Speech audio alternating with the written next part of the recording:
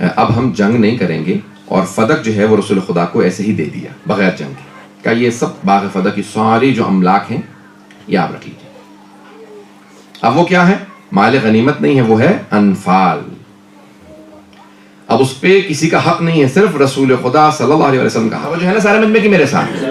تو عزیزان گرامی، جناب امیر علیہ السلام نے اس وقت جو ہے وہ جب دیکھا کہ باغ فدق جناب ختنی مرتبت کو دے دیا گیا ہے، تو جناب ختنی مرتبت نے اس آیت کے نزول پہ، اس آیت کے نازل ہونے پہ کہ وَآتِ ذِی الْقُرْبَىٰ حَقَّهُ، اور اپنے قرابت داروں کو ان کا حق ادا کر دیجئے، تو انفال تھا باغ فدق، تو آپ نے فوراً وہ جناب سیدہ کو اپنی زندگی میں دے دیا، اور اس کا بہرحال بہت بڑا بجٹ تھا، بہت بڑا باغ ہے، ابھی بھی باغ کے آثار باقی ہیں، اور اس پورے باغ سے جو جنگوں کا خرچہ تھا جو چلتا تھا، بے انتہا فقراء کی مدد کرتے تھے جناب امیر جناب سیدہ۔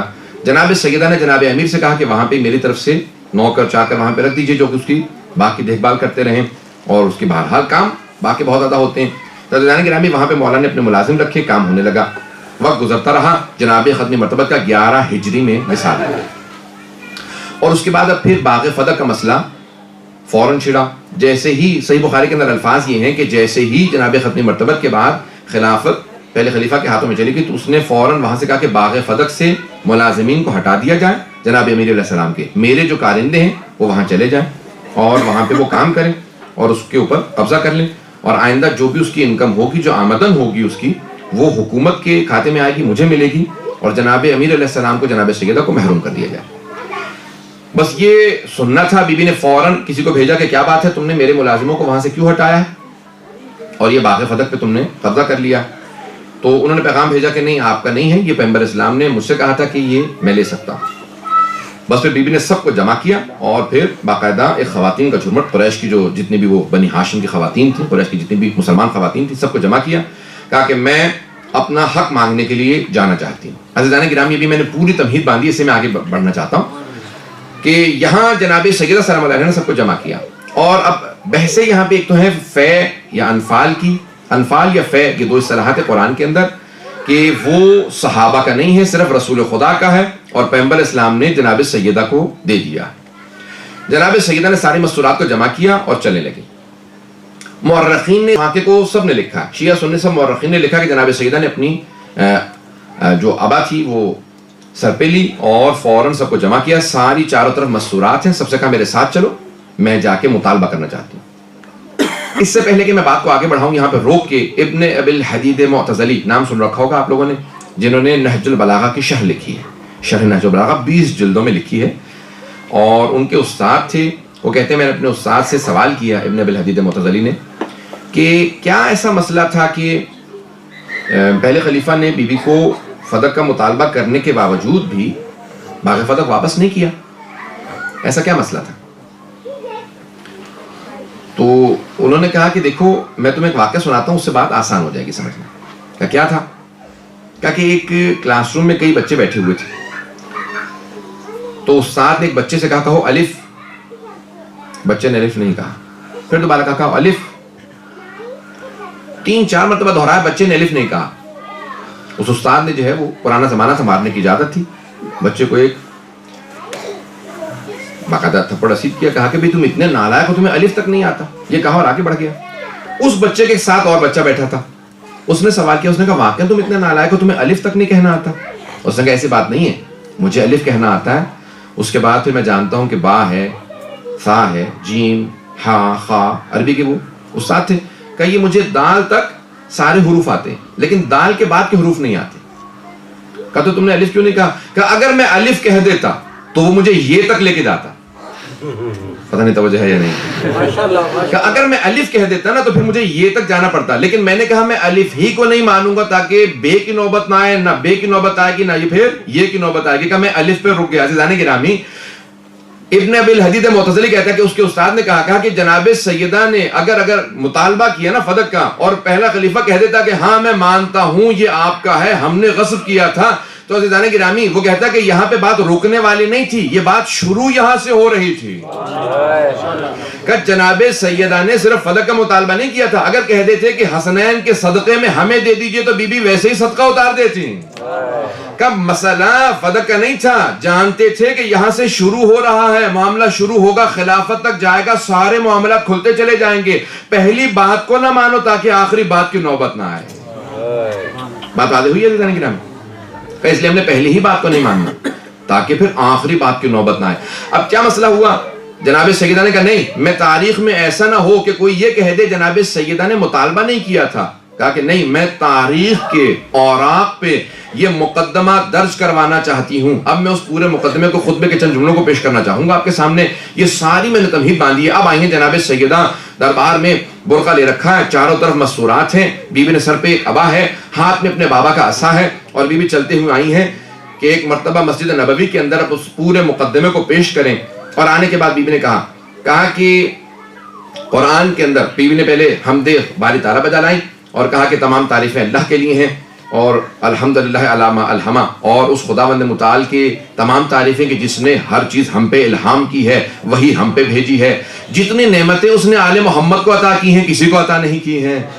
عزیزان گرامی، حمد باری تعالیٰ بجا لا رہی ہیں لیکن اس کے اندر بھی فضائل اہل بیت کو واضح کر رہی ہیں۔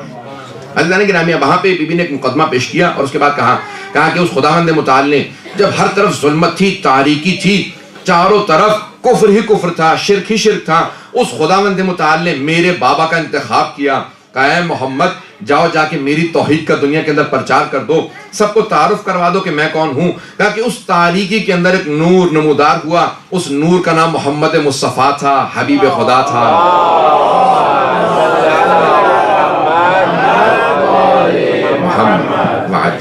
خطبہ سننے کے موڈ میں ہیں آپ لوگ عزیزان گرامی؟ بی بی نے اس خطبے کے جملوں کو شروع کیا اور کہا کہ دیکھو اے عربو، تم لوگ جانتے ہی نہیں تھے پاکیزگی کیا چیز ہے۔ وہ جو بارش کا پانی جمع ہو کے گودالوں میں کھڑا ہو جاتا، زمین میں گڑھے ہوتے ہیں نا، جب بارش ہوتی ہے تو گڑھوں میں پانی کھڑا ہو جاتا ہے، کہ وہ جو پانی گودالوں میں کھڑا ہو جاتا تھا، تم اس جمع شدہ پانی کو پی لیا کرتے تھے، میرے بابا نے تمہیں بتایا پاکیزگی کیا چیز ہے۔ کہ میرے بابا نے بتایا کہ دیکھو زمین میں کنویں کھودے جا سکتے ہیں، آب زمزم کو جاری کیا، کہا ہر چیز کی پاکیزگی میرے بابا نے سمجھائی۔ کہا کہ دیکھو تم لوگ کچھ نہیں جانتے تھے، جب سارے کے سارے دنیا کے بھیڑیے جمع ہو جاتے تھے، بی بی نے الفاظ استعمال کیے ہیں کہ جو بھیڑیے وولفز، اب مجھے نہیں معلوم جرمن میں کیا کہتے ہیں، کہ جتنے بھی بھیڑیے گورگ، ہاں یہ سارے کے سارے حملے کرتے تھے نا تم پہ، تو تم سب کے سب چاروں طرف سے ترس کھا کے ڈر کے بیٹھ جاتے تھے کہ وہ میرے ابن عم تھے، علی ابن ابی طالب تھے، کہ جتنے عرب کے بھیڑیے تھے جب وہ حملے کرتے تھے تو ایک اللہ کا شیر تھا، علی ابن ابی طالب۔ سارے عرب کے بھیڑیوں کے سروں کو توڑنے والا اللہ کا ایک شیر تھا، جس نے تم میں سے کبھی کسی کو زحمت نہیں دی۔ جب تمہارے سروں پہ پرندے بیٹھے ہوتے تھے تم ہلنے کی کوشش نہیں کرتے تھے، وہ ایک علی تھے جو کھڑے ہوتے تھے، ہر عرب کے سر کو توڑ کے بتاتے تھے میں اللہ کا بھیجا ہوا شیر ہوں۔ اب جناب خاتون جنت نے تعارف کروایا، پہلے اپنے بابا کا تعارف کروایا، کہا کہ ہر تاریخ کے اندر کہا اگر ایک نور نظر آ رہا تھا وہ حبیب خدا کا نور تھا۔ انہوں نے قرآن کو اس طرح سے پہنچایا جس طرح پہنچانے کا حق تھا، واجبات کو اس لیے دیا تاکہ تم اپنے آپ کو تقویت دے سکو، نماز کو واجب قرار دیا تاکہ تکبر سے بچ سکو، روزے کو واجب قرار دیا تاکہ تمہاری صحت بحال ہو سکے، زکوٰۃ و خمس کو واجب قرار دیا تاکہ تمہارے رزق میں نمو ہو، تمہارا رزق آگے بڑھے، برکت کا سبب بنے، حج کو واجب قرار دیا تاکہ پوری دنیا کے اوپر مسلمانوں کا روب بیٹھ جا کے اتنے مسلمان ہر سال جمع ہو جاتے ہیں۔ عزیزان گرامی، بی بی نے ساری عبادات کے فلسفے کو سمجھایا ہے کہ مسلمانوں کی عزت کی خاطر جہاد کو واجب قرار دیا، کہ جہاد کے اندر سب سے بڑے مجاہد کا نام علی تھا۔ عزیزان گرامی، بی بی تعارف کروا رہی ہیں کہ جب سارے کے سارے ظلمت و تاریکیوں کے اندر جب ہم اہل بیت علیہ السلام کی ولایت کو واجب قرار دیا تو وہ تمہیں فرقہ واریت سے بچانے کے لیے۔ عزیزان گرامی، اگر آج بھی فرقہ واریت سے بچنا ہے تو اہل بیت کو مان لیں، کہ ہم اہل بیت کی ولایت کو واجب قرار دیا کہ دیکھو فرقہ واریت سے بچ جاؤ۔ امان من الفرقہ، امان ہے، فرقہ یعنی تفرقے سے، فرقہ بازی سے، کہ فرقہ بازی سے بچانے کے لیے اللہ نے ہماری ولایت کو تم پہ واجب قرار دیا۔ عزیزان گرامی، اب بی بی نے خطبہ دینا شروع کیا اور پھر ایک مرتبہ بی بی نے مجمع کو خطاب جب کر رہی تھی، ہر مجمع کا آدمی بہت روب سے سن رہا تھا، سناٹا ایسا تھا کہ اگر کوئی سوئی گر جائے تو محسوس یہ ہو کہ یہاں پہ آواز آنے والی ہے۔ عزیزان گرامی، جب بی بی چل رہی تھی نا تو زمین قدموں کے بوسے دے رہی تھی، آسمان سے لبیک کی آوازیں آ رہی تھی، سارا مجمع اس طرح سے چھٹ رہا تھا جیسے عصمت کبریٰ کا پیکر ہو۔ جیسے ہی جناب خاتون جنت مسجد نبوی میں آئے تو سارے مجمع پہ ایک روب طاری تھا، نگاہیں زمین پہ گڑی ہوئی تھی، محسوس یہ ہو رہا تھا میدان محشر میں اللہ نے بلوایا۔ عزیزان گرامی، اس مقام پہ جناب خاتون جنت نے جب خطبہ دیا، اب ہر آدمی گواہی دے رہا تھا کہ آج ہمیں دوبارہ رسول خدا کی یاد تازہ ہو گئی ہے۔ جس طرح حبیب خدا خطبے دیتے تھے، آج خاتون جنت ویسا ہی خطبہ دے رہی ہے۔ بی بی کی فصاحت و بلاغات النساء کتاب کے اندر سب سے پہلے بی بی کا خطبہ درج کیا گیا۔ عزیزان گرامی، بی بی نے بہت فصیح و بلیغ خطبہ دیا۔ اس خطبے کے اندر بی بی نے جملے کہے، اور جملوں میں کہنے کے بعد ایک مرتبہ بی بی سارے مجمع کو مخاطب ہونے کے بعد ایک مرتبہ جو ممبر پہ یا تخت پہ بیٹھا تھا، ممبر تب تک ممبر ہے جب آل رسول کے پاس ہو، اور پھر اگر آل رسول سے چھین لیا جائے تو پھر ممبر نہیں رہتا، تخت بن جاتا ہے۔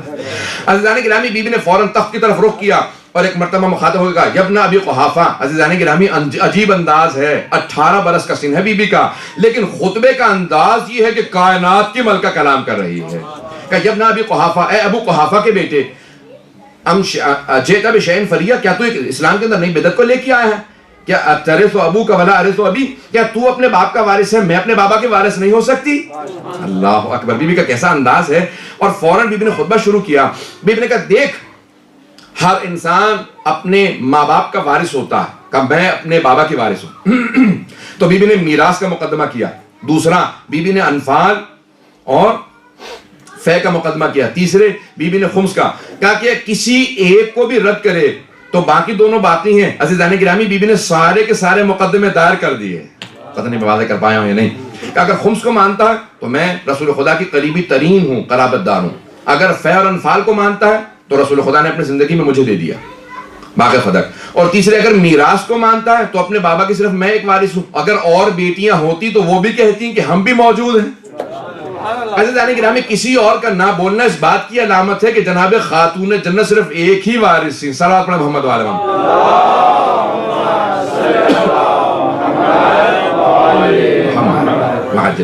عزیزان گرامی، کون ہے جناب خاتون جنت؟ کہ جو ایک وارثہ ہیں رسول خدا کی۔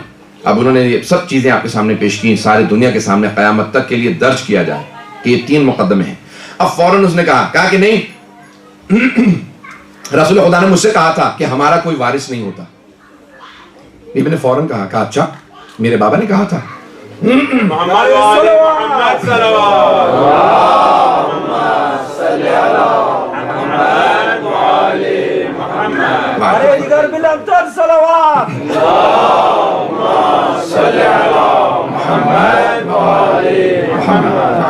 عزیزان گرامی، بی بی نے فوراً کہا کہ آیا ہر مومن اپنے باپ کا وارث ہے تو پھر میں اپنے بابا کی وارث کیوں نہیں؟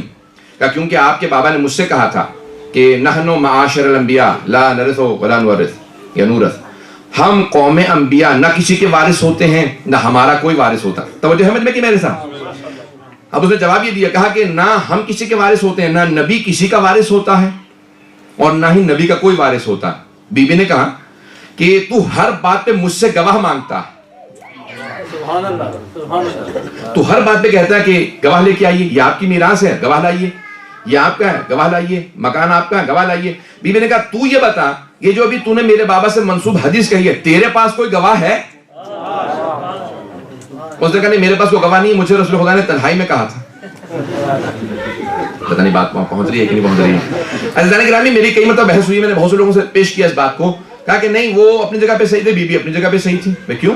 کہا بی بی اپنی میراث مانگ رہی تھی، ان کا حق بنتا تھا، اور وہ بھی صحیح تھے کیونکہ پیغمبر نے ان سے کہہ دیا تھا۔ عزیزان گرامی، اگر معاذ اللہ پیغمبر نے کہا ہوتا تو ان سے کہنے کی کیا ضرورت تھی؟ بی بی سے کہہ دیتے میراث مت مانگنا، قیامت تک کے لیے سارے شیعہ پیچھے پڑے رہیں گے۔ پتہ نہیں بات واضح ہو رہی ہے یا نہیں ہو رہی؟ تو جس سے متعلق تھا ان کو بتا دیں آپ کی میراث نہیں ہے، یہ ہمسائے والوں کو بتانا میرے بچوں سے حق چھین لینا۔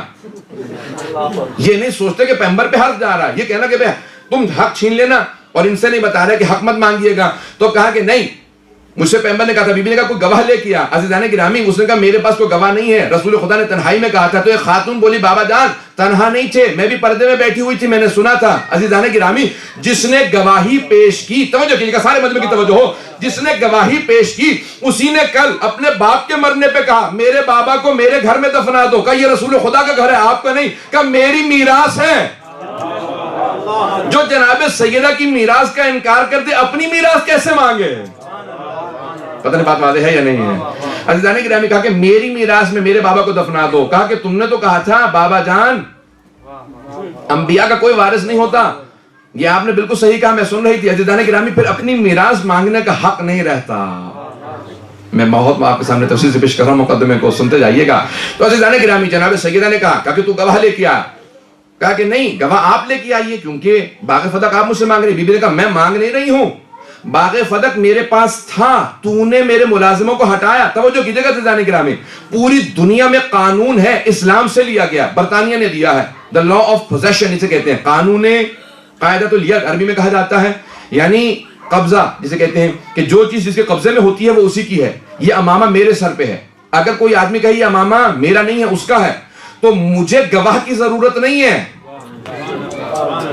جو آدمی میرے خلاف کہے گا نا یہ امامہ اس کا, وہ میرے خلاف گواہ لائے گا کہ امامہ اترواؤ یہ امامہ میرا. توجہ کیجئے گا عزیزان گرامی, اسے کہتے ہیں لا آف پوزیشن, جو چیز جس کے پاس ہے اسی کی ہے.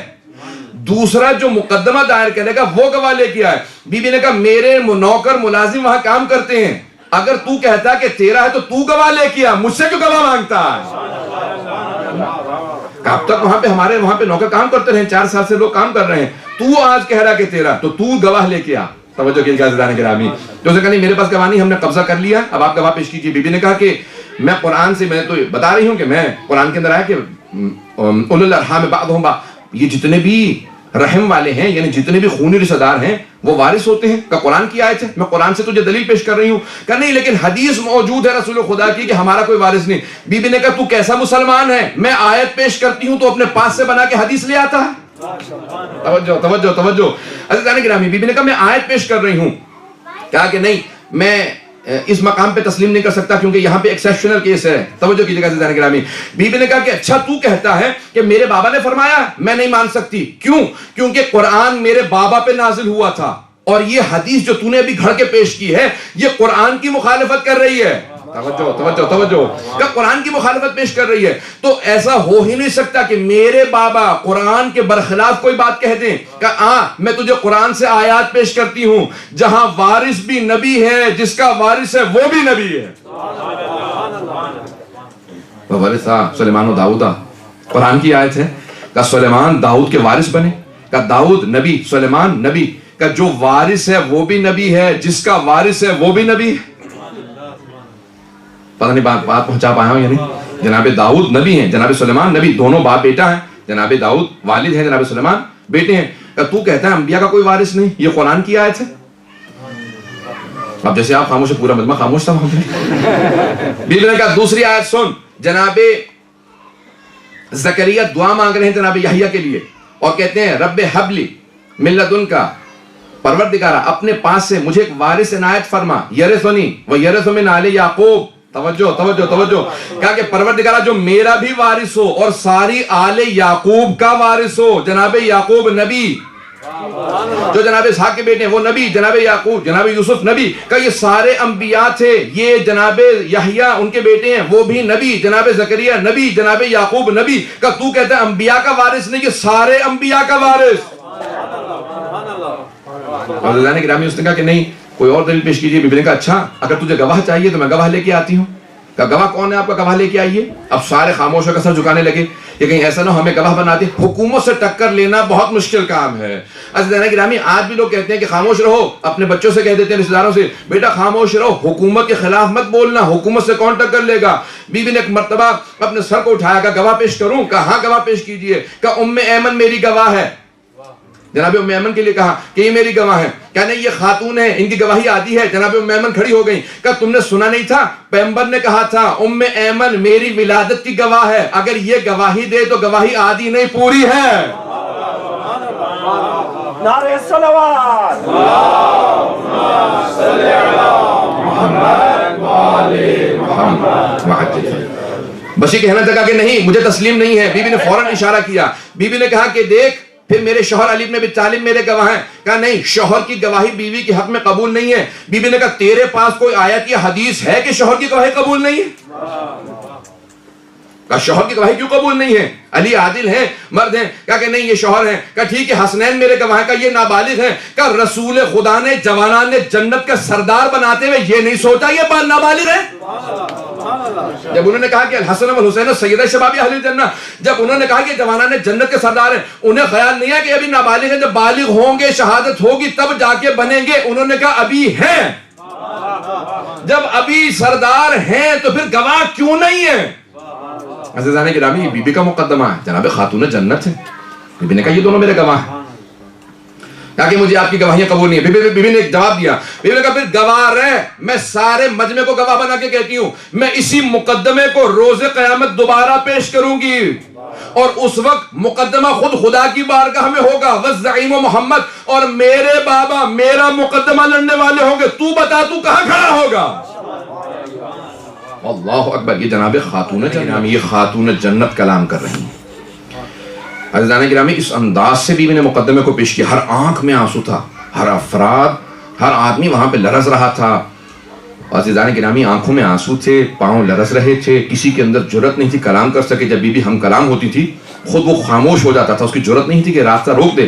جب بیوی سوال کرتی تھی جواب دیتا تھا، جب بیوی کہتی تھی خاموش ہو جا میں بات کرنا چاہتی ہوں، پھر اس میں جرت نہیں ہوتی۔ عزیزان گرامی، جس خاتون کا اتنا روب ہو وہ خاتون جنت ہے، یہ سیدۃ النساء، یہ حوض کوثر کی وارث، سورہ کوثر کی مصداق ہے۔ عزیزان گرامی، ایک روب تھا سارے مجمع پہ۔ بی بی نے ایک مرتبہ اپنی ابا کو اٹھایا اور خواتین سے آواز دی کہ واپس چلو، مجھے گھر تک پہنچا دو۔ وہ جو چاروں طرف خواتین کھڑی تھی نا، وہ سب رو رہی تھی۔ جب بی بی نے آواز دی نا کہ مجھے گھر لے چلو، تو مورخین کہتے ہیں کہ مستورات بتا رہی تھی کہ بی بی کے دونوں ہاتھ مستورات کے کاندھوں پہ تھے اور پاؤں زمین پہ خط کھینچ رہے تھے۔